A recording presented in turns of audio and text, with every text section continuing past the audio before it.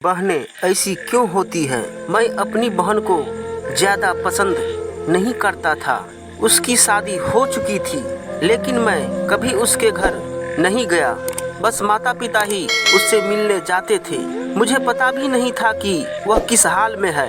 वह कभी कभी मायके आती तो जाते समय मेरी माँ उसे घर का कुछ सामान भी दे देती। यह बात मेरी पत्नी को बिल्कुल पसंद नहीं थी। जब भी मेरी माँ ऐसा करती, मेरी पत्नी आकर मुझसे शिकायत करने लगती कि तुम्हारी माँ तुम्हारी कमाई कैसे उड़ा रही है। जब भी तुम्हारी बहन आती है उसे खाली हाथ जाने ही नहीं देती, कुछ न कुछ जरूर देती है। तुम अपने माँ को बता दो, यह सब नहीं चलेगा। पत्नी की बातें सुन सुनकर मुझे भी गुस्सा आ गया। मैं माँ के पास गया और कहा, माँ यह सब क्या है? जब भी बहन घर आती है तुम कभी साबुन, कभी चावल का पैसा तो कभी दालें, सब कुछ उसे देती रहती हो। मेरी कमाई तुम ऐसे दूसरों में उड़ाओगी तो तुम्हें भी इस घर से निकाल दूंगा। बहन ने मेरी और माँ की बातें सुन ली। 1 घंटे बाद बहन मेरे कमरे में आई और कहने लगी, भाई जरा रिक्शा ला दोगे, मुझे अपने घर जाना है। बहन की बात सुनकर मैं मन ही मन बहुत खुश हुआ,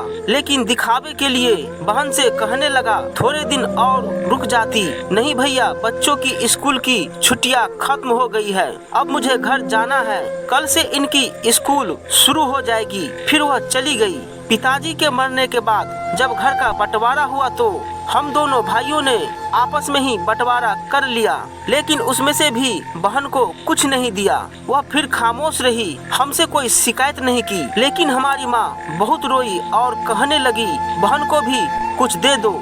लेकिन हमने माँ की एक ना सुनी और माँ को डरा धमका कर चुप कर दिया। अब बेचारी विधवा औरत, अगर हम उसे घर से निकालते तो वह कहाँ जाती, इसलिए चुप हो गई। भाई साहब ने अपना हिस्सा बेचकर शहर जाकर नया काम शुरू कर दिया और वही रहने लगे। हमने अपनी बहन के साथ जैसा व्यवहार किया था उसकी सजा तो हमें मिलने ही थी। भाई साहब का कारोबार बर्बाद हो गया और वह मजदूरी करके अपना पेट पालने लगे। मेरे बड़े बेटे को भी टीबी हो गया, उसके इलाज में लाखों रुपए खर्च हो गए। जो भी मेरे पास था सब कुछ, और मुझे कर्ज लेना पड़ा। हाल इतना बुरा हो गया कि खाने के लिए भी पैसे नहीं थे। घर में कुछ राशन नहीं था। कमरे में अकेला बैठा सोच में गुम था कि मेरी बहन घर आ गई। उसे देखते ही मेरी पत्नी ने कहा, आ गई मनहूस। बहन को देखकर मैं भी गुस्सा हो गया, लेकिन अपने गुस्से को दबा लिया। वह मेरे बच्चे के पास गई, उसे देखा और फिर मेरे पास आकर बैठ गई।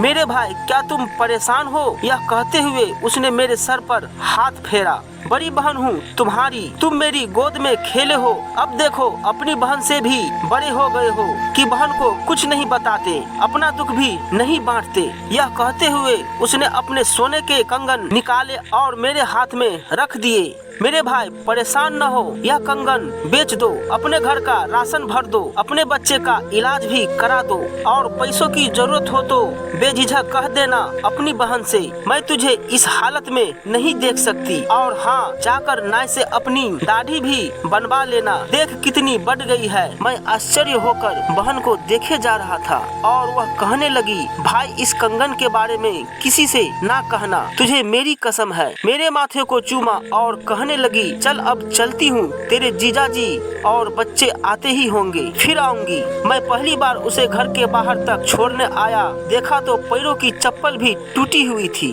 उसने कपड़े भी तो वही पुराने पहने थे। मैं बस देखता ही रह गया। मैंने तो कभी अपनी बहन की घरेलू हालत जानने की कोशिश नहीं की, लेकिन जब उसने मुझे बुरे हाल में देखा तो दौड़ती हुई आई और अपने सोने के कंगन भी दे दिए, ताकि मैं अपने बच्चे का इलाज करा सकूं और अपने घर का हाल सुधार सकूं। मैं सोचने लगा और मेरी आंखों से आंसू निकलने लगे कि हम भाई भी कितने मतलबी होते हैं, अपनी बहनों को पल भर में ही बेगाना कर देते हैं और बहनें अपने भाइयों का जरा सा दुख भी बर्दाश्त नहीं कर पाती। मैं उसके कंगन अपने हाथों में पकड़कर जोर जोर से रोने लगा। दोस्तों, आपकी बहन अपने ससुराल में न जाने कितने दुख सह रही होगी।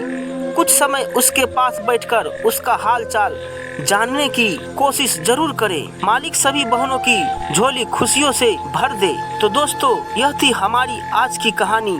उम्मीद करते हैं आपको पसंद आई होगी। आपका क्या कहना है इस कहानी के बारे में कमेंट करके हमें जरूर बताइए। वीडियो को लाइक करके चैनल को सब्सक्राइब कर लीजिए, साथ में घंटी को दबाकर ऑल पर सेट कर लीजिए ताकि आने वाली वीडियो आपको तुरंत मिले। मुझे दीजिए अगली वीडियो तक इजाजत। जय हिंद, जय भारत।